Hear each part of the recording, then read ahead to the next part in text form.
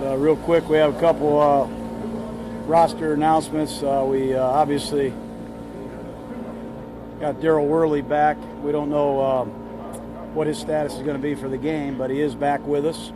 We're putting Donald Penn on injury reserve. Hopefully we'll get him back late in the season. And we re-signed Ian Silberman, who was with us in training camp.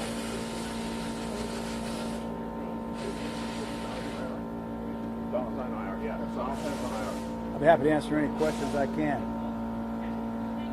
I think we could wait on the generator.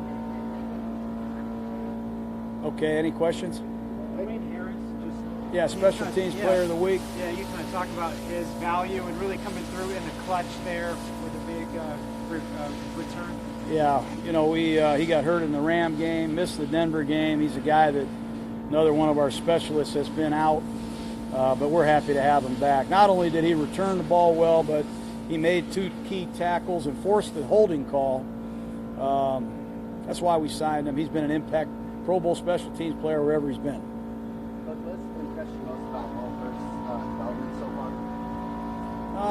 He just showed a lot of mental toughness. You know, it's a tough job for a rookie. He's playing 2 or 3 different positions. He's playing a lot more, I think, than most rookies at his position. You can check that. Not many rookie D linemen are even playing. And he's playing a lot of positions and doing a lot of things, and he's learning the hard way. Touched on this Monday a little bit, but you feel pretty good about Brandon being able to step in for Donald? Yeah, feel pretty good. We are confident. You know, he's back, he's healthy, and he played pretty good when he got in there and played, and this will be a great opportunity for him. Phillip Rivers has obviously had a lot of success in this league. He's been doing it for a long time. What makes it tough playing against him? He's had success against the Raiders his entire career. What makes him so hard to defend and all that type of stuff? He's had success against everybody. You know, I think he's what the NFL is all about. He's one of my favorite players. He's not only a great performer, he's a great competitor, he's durable, he's tough. Look at the number of players that he's played with. Different backs, different linemen, different receivers, different coaches, different systems. He's going to be a handful for us, and a great opportunity for our defense to show their improvement. I know you guys are locked in with the Charger game coming up, but I was just wondering if you could talk a little bit about the NFL International Series and how important it is for these games, you know, being played abroad and expanding the popularity of the NFL worldwide. Well, I think it's great. It's right. It's kind of out of my mind right now, but I think it's great for the brand of football, and I wish I could be more a part of it, honestly. I'm excited for it. When you're installing an offense, like as soon as you got here, basically, and as you go through the process, do you have certain benchmarks that you're looking at as you go to see how you're developing? And where do you think you are right now in that process? I think we're doing pretty good. You know, I don't like to talk about it publicly, honestly. You know, I let the film speak for itself. You know, we're doing some good things, and we keep raising the bar every day. Is Parker the guy at right tackle, or are you still looking at Clemming, Silverman? Okay. He'll be the guy. John, when you first took the job, you had said that you hadn't really even met or had a conversation with Marshawn. Quarter of the way into the season now, what about him surprises you, besides the stuff that he brings on the field? Well, I've known about Marshawn. I mean, I've covered Marshawn. I've seen Marshawn play and practice live, and you know, he's you watch an 0-3 football team the other day, how much it meant to him. You know, he's just a great competitor. I think he's a Hall of Fame back without a doubt. He can catch it, he can run it, he plays with passion, he practices with passion. He's a great player, and I'm happy to be here with him. What about the things he brings in that locker room as a leader, I guess? You don't really hear about those types of things that he does. But yeah, I think he's probably not the most outspoken guy we have, but he leads by example, and he certainly raises the level of people around him. I think when you see him playing and competing that hard, you want to do the same for him. Coach, obviously every game is important, but how important is it to not get off to an 0-2 start in the division? What do you think? I mean, that's important. You know what I mean? We try to win every game. We understand the importance of it. We also realize, you know, we got to continue to improve, and we want to win. You mentioned it was tough to celebrate for too long, thinking that the Chargers were your next matchup. What is it about that team specifically that makes them such a difficult opponent? I got a lot of respect for the rivalry. You know, I was here before. I didn't care what their record was, what our record was. They were always tough games. They're a good team. A lot of people think they're a Super Bowl team. When you look at their tape, they're as physical as any outfit we've seen. And it'll be a challenge for us. What is it about Rivers that's made him so good for so long? Oh, he's a great talent. You know, he's the son of a coach. He has all the intangibles, the work ethic, the personal drive, the commitment to be great.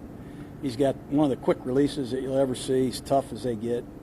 And, you know, he has all the talent to make all the throws.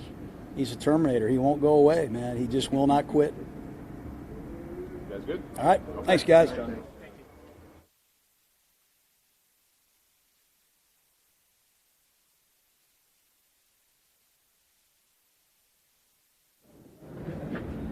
All right, guys. Derek Carr. Obviously had some experience with 2 rookie tackles late in the game. It'll be the same way now with Donald to IR. What are your just thoughts on that? Yeah, I mean, obviously, I love Donald, so I'll miss him, you know, for however long that is. But, you know, with Brandon, I think everyone knows how we feel about him around here. He's really good. You know, I'm sure he had a couple plays as a rookie that he'd want back, but you live with that. You know, he's tough. He's very intelligent, so crazy looks and things like that aren't going to mess with him, you know, which is good. He's one of the smartest rookies I've ever been around. And obviously we know how Colton is. Colton's awesome. He's a stud. So you don't feel like you have 2 rookies because they're so talented, but at the end of the day they are. And it's something that, you know, we got to do a good job of just helping those guys out. You and Donald came in at the same time, way back when it was, like you were saying, harder to get first downs. And he was a veteran that came in here and was a leader right away. Like, what kind of impact has he had on you kind of starting for your career and on forward? Yeah, well, Donald obviously gave me that protection, you know, first and foremost. And then second, just him as a vet, just always encouraging me, just telling me things that, you know, I would do in games and things like that. And he'd tell me, man, you're going to be special, man, keep doing it, you know, things like that as a rookie. It means a lot coming from you know, at the time was a 9-year vet at the time, you know, and so it means a lot. And so you try and do the same things for the young guys as you get older. But he definitely had an impact on me for sure.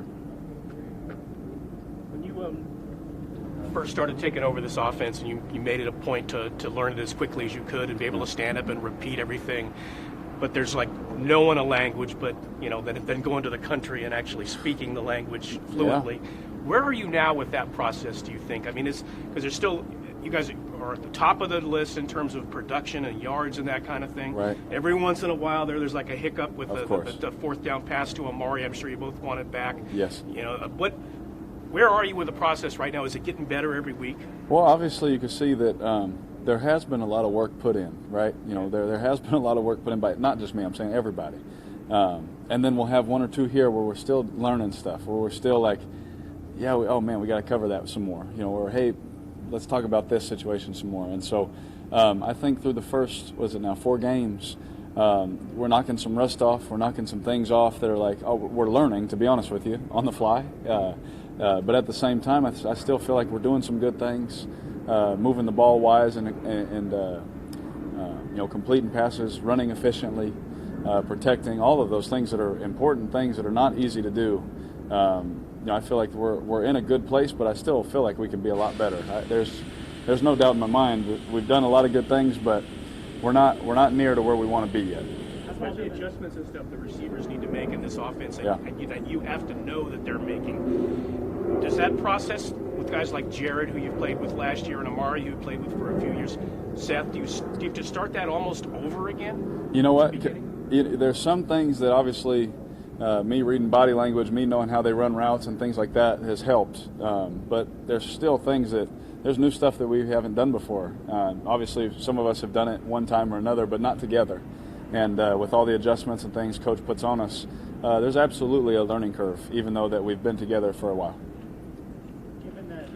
Given that Jared can play outside in the slot as a straight-up inline blocker, how much of an asset is that to have such a tall guy to be able to move around and match up with linebackers or corners or whoever. Well, yeah, I mean, yeah, he's nice to have, and I'm glad that we have him. I'm glad that he runs routes for me, blocks for me, all those things. Yeah, he's a stud, man. He's one of the best at what he does in the whole world, and I'm glad that we have him. I'm glad that he decided to come here in free agency. It was 2 years ago, and obviously we see, just in every system that he's been in. So for the 2 systems he's been in when he's here, he's been productive. He's been a good player. So to have a guy like that, obviously coaches love him because you create mismatches and you create problems and things like that. But at the same time, when you get him the ball, he can do some things after the catch too, kind of like a receiver almost, that not a lot of tight ends can do. This might be a hard question to answer, but you've been around Marshawn a while now. Yep. Why do you think he runs the way he runs? Man, I think that it just comes down to him just wanting to impose his will. I think that at the end of the day, as a competitor, he's not going to quit at any moment on the field, and I think that that's Marshawn. He's not going to quit on anything. He's not going to quit on anybody, especially his teammates.